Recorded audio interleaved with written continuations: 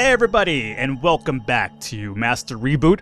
It's gonna be the second episode of the series so far, and hopefully you definitely checked out the first episode and just got a feel for what Master Reboot is. I feel that if you haven't, you're not missing out on too much just yet, but you are missing out on this amazing atmosphere altogether, and basically the main premise of the whole soul, I guess, existing beyond death and whatnot.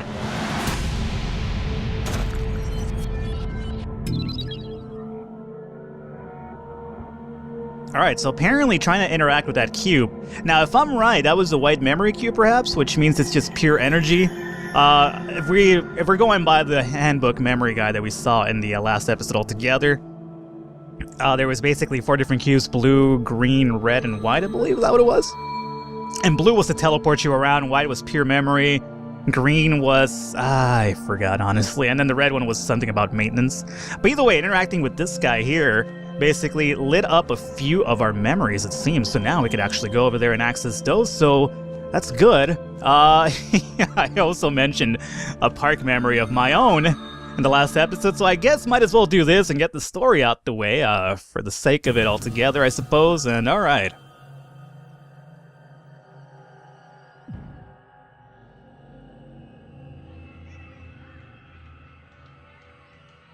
Alright, just kind of take a look at our surroundings here. Alright, so the green one is basically, I guess, this connects you to the hub city. Is that basically what I should be getting from here? And then the blue one is to teleport you to another memory? I forgot already, unfortunately. So I guess we could kind of interact with stuff here. I got a ball now. Well, I guess you don't interact with it, you just kind of grab it. So before I actually go to the park itself, I kind of want to go to the park now. What are you giggling about over... Okay, well, I can't even get there, which is probably good. Hopefully this barrier means that I can't access you can't access me, because I'm not really down with that giggling, believe me. There's nothing scarier than creepy kids, and I get the feeling that something that's going to happen here. There is... footsteps. Those aren't just mine, right? Or are they? Okay, maybe I'm just tripping balls at this point. Okay. In this dominion, I am the demonic ruler. All creating, all consuming, you are my helpless toy in this false consciousness. Okay, well, that's not pleasing altogether. So, yeah, fuck you. I'm not really dealing with any demonic stuff, believe me. That's not what I signed up for with this game. Okay, you know what? That's definitely footsteps that aren't mine, okay? My footsteps were not that loud. Alright, so let's just actually proceed into the thing here. I'm not really digging that, so let's just, Alright, this game's kind of losing its lightheartedness to a degree. You know what? I signed up for something, very deep, very metaphorical, very symbolic, and suddenly I'm getting scared shitless here. Alright, so let's see here if I can get that piece of cheese right there. Looks like pretty good cheese, but I can't get to it. So let's see here. Here is our cube. Let's try to figure out what we should be doing here, though. That's for sure. There's a lot of pieces of different triangles there. Stop messing around for a second. They're not cheeses in reality. I'm not entirely sure what they are, but they look like fragments of something. There's a yellow one there and a purple one here. And there's a green one here. This one I can't grab, though. Might have something to do with me holding this basketball. Is there something where I could get rid of this basketball, though? Maybe if I throw the basketball down this thing? Oh, I can! Oh, and that just lodged something. Alright, excellent. You know what? For some reason, I had a feeling the moment I saw it, it was kind of like, I feel like I'm gonna have to throw that basketball there. Alright, and that's gonna actually connect to this. What looks like to be a swing or a fountain of some kind? It looks like a fountain in reality. Okay, so we kind of know what we should be doing here, which is getting the fragments over here and collecting them. This green one's gonna be kind of interesting. How am I gonna get up there? Do I just jump up? I can't jump. White man can jump in this situation. So let's just go ahead and get this guy. Oh, you can't even rotate this just yet. Okay. Oh, wait a minute. There's a blue one here. Oh, that's a rubber ducky. Okay. It looks like Lilo's family in reality. Callie, Madison, and Astrid. July 15, 2006. Alright, seems like a really happy family. Good for them. Good for them. I remember going to the park as a kid. I used to have a lot of fun back in those days. I'm a very, unfortunately depressed individual these days. But okay, I'm doing the mountain climbing. Excellent, there's another one. But back in those days, I used to be really happy. Not anymore. I'm sure that's not true. I lead on to believe something I'm really not, but I am a happy individual at times. Not most of the times, a lot of times. Let's see here. I can't crouch through that, so that's going to be something interesting altogether to get into. Can I reach? Why can't you just put your arms through there and reach? It's not that difficult. Alright, there's a red one up here. Okay, well, it's telling me that I can't use the seesaw just yet. The seesaw story that I kind of want to get into was, younger as a kid. Me and one of my cousins were on a seesaw, and, you know, she was at the highest point. Basically, I was in the down portion, she was in the up portion. And I thought, you know, it'd be okay for me to get off the seesaw without, you know, letting her know when she was on top. And, you know, she kind of just slammed, spine burst into the actual floor itself. And, you know, I thought I'd cripple her for a second. There was a lot of crying. I know we were young kids, though, okay? Believe me, I didn't do it purposely or anything like that. You know... Apparently there was something about bruises, I don't know, her spine being bruised for a few days, who knows? I don't really remember the logistics behind it. Okay, here we go, we got a little bit of a crane here. That'll probably get me into that one, that green thing here in reality. Probably rotate this and it'll give us access to this green guy, perhaps. So yeah, essentially, unbeknownst to me, getting off of the seesaw at its, when she was at her highest point, you know, kind of made her slam down really fast and whatnot. I don't know. Semantics, really. I feel that I was judged wrong on that one. I wasn't any malicious intent involved. I think I saw another duck by a tree, didn't I? Let's see here. What tree was it, though? That's another thing altogether. So I should really be focusing also on going out and about, because there seems to be a lot more items out there, perhaps. Duckman? David Ree. See you tomorrow, lovely XX. Night night, XXX. Well, apparently this guy was sending kisses and she wanted to get a little bit of, you know, hot and bothered, if you catch my drift here. That was at 2:13. Yeah, well, that's the perfect time to get hot and bothered when you're, like, you know, middle of the night and start doing a little bit of dirty texting and whatnot. Either way. Monday, 27 September, 11:02 a.m. Where are you? We were meeting in the park, right? Over by the swings. Laugh out loud, I see you. X. There's a lot of X's involved here. I'm not entirely sure. I've never really X'd at anybody in a text or in an email or anything like that. I don't really understand the premise behind it. Or like XOXO, I guess it's like hugs and kisses. In reality, who even came up with that analogy in reality? Like, what gave anybody the idea? Okay. What really gave anybody the idea that X would mean like kisses and O's would mean hugs? I don't really understand it, honestly. Alright, nothing about it. There's a red one up there still, and I believe there's the one that's really troubling me is the one in that little, like, I guess... Oh, hey, here we go. What the hell's this? Okay, well, this is a yellow one now, maybe, to... I guess before I come and search some more, let me just go and get rid of this, because it seems like I really carry one at a time. Alright, you know, actually, one of these trees had like an indent, didn't it? Like, we had this guy being angry at us? Yeah, and then we had this thing over here. Okay. Holy shit. Apparently that bird just used Sonic Boom or something. Alrighty, and that's gonna give us access to this one. That's perfect. So now we're missing two, which is the red one and the blue one, right?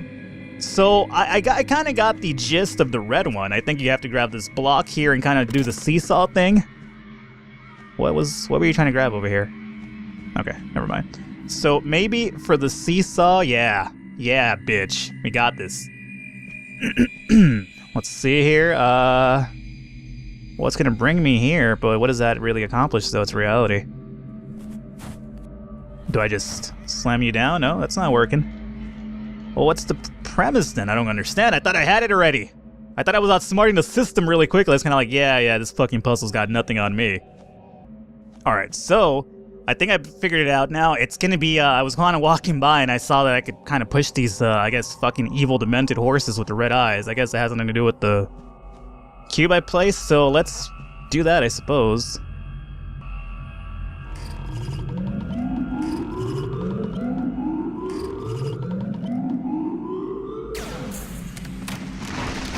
Alright, so cool. You push all the horses, and apparently it makes the unicorns shoot laser beams out of their eyes, and then it brings down that item. So, gee, why didn't I think of that before? Unicorns with laser beams out of their eyes, and birds that shoot sonic booms. This seems like a pretty good combination so far, obviously, you dummy. I could have told you that, right? So now we got the red piece. So we're only missing the blue one now. We could see the blue one. However, how in the world do I access that thing? I mean, unless I suddenly grow wings and fly up there, it seems kind of like out of my reach, essentially. This seesaw, or not seesaw, but the slide here has been kind of giving me the no, you can't use me type of thing. And I'm inclined to believe that I should be able to use you somehow. But I'm not entirely sure how just yet, so let me browse about here and kind of, I suppose, let me just kind of gather my thoughts here. Well, how can we make this guy happen is in reality what I want to figure out here. Blue piece of something. I got your blue piece right here, buddy, let me tell you. Let's try, I can't climb. Apparently I'm not the fastest, I'm not the highest jumper imaginable.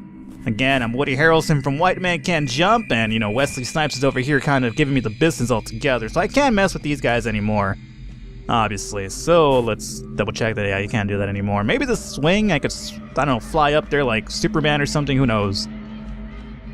This lamp, maybe I could climb a lamp? No, I can't climb that either. So I'm inclined to believe it has something to do with this slide here. I keep trying to call it a seesaw for some reason. Well... Okay, here we go. Blue item. So, now that we have this blue stick, what is that going to do for us? I'm not entirely sure, but... Oh... Apparently we're... Okay.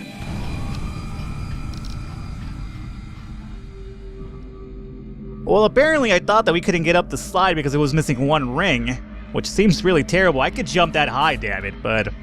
That wasn't the case altogether. Now I'm going to climb up here, and Jesus Christ, tallest ladder in the world.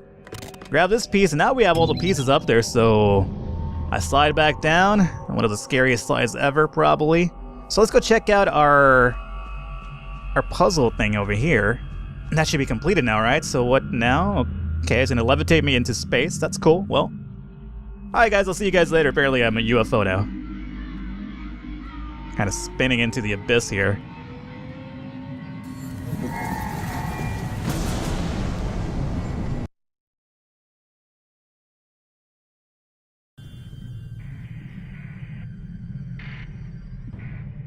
Okay, well,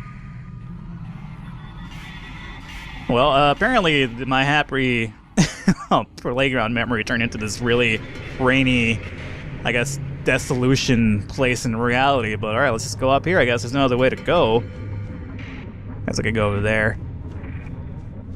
I really like the rain effect, by the way. It's kind of like digitized, essentially. It's really cool. It's kind of like the Matrix in reality. Neo and Morpheus. Alright, let's just go up here, I guess. There's no other way to go but up, I suppose, and activate this thing, and I'm just gonna fly it in the fucking air, and okay, that's cool. I activate this, I guess, and that's gonna launch me back into some other area. Okay, a little terrifying. What now? Well, you want me to chop this down? I can't, I don't have the axe anymore. Okay, I guess I activate this guy. So he's going to continue platforming up and up, it seems. That's perfectly fine. I could do this. Okay, where are you taking me this time?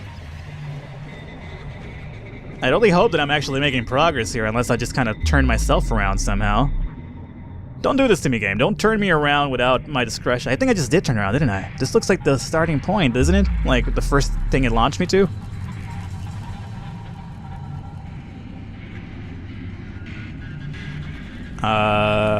Okay. Well, I do believe I just... No, this can't be it, right? Because I went up the stairs, and the stairs shot me up to that platform. No, so I should be doing okay.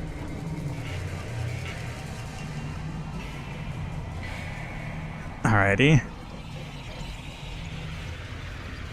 I guess our goal is to light after all, which is what I was scared of to begin with, but...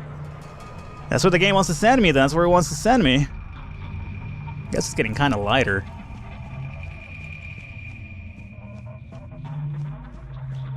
Okay. So basically, it's in your best interest... Okay.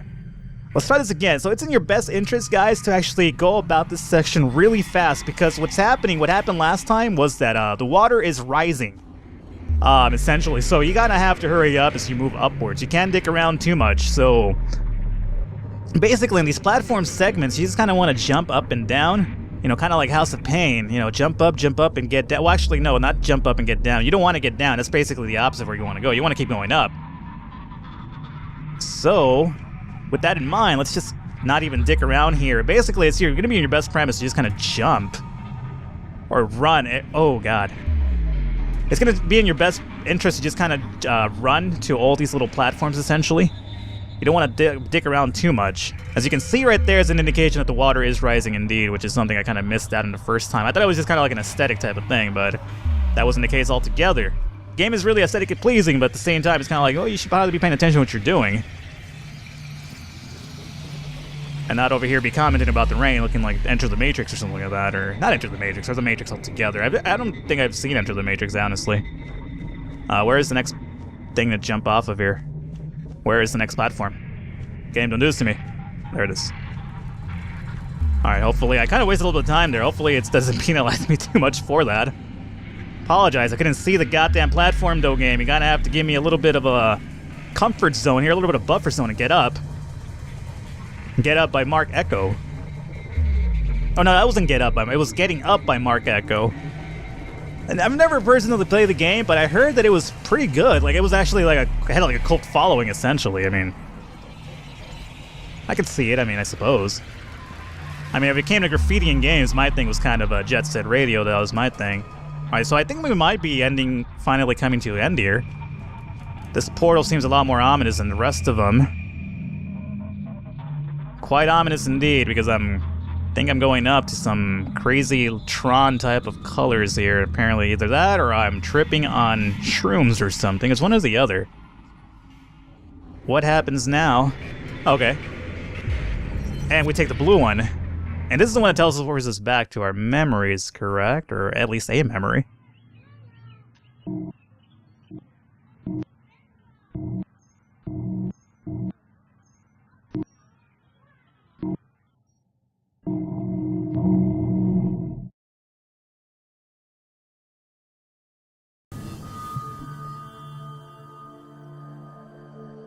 Alright, and we're back in the central hub. So, it showed us that, I guess, the whole M&D thing is kind of like a little bit of a love thing right there. Which is, pretty romantic in reality. You go to the park, you see kids play, you kind of plot out your future together, oh, that could be us one day, honey, baby. Before the infidelity comes along and, the whole, I can't really stand you anymore. And I don't think this was here before, actually, the seesaw, which is I'm pretty sure this wasn't here. So that's pretty interesting altogether.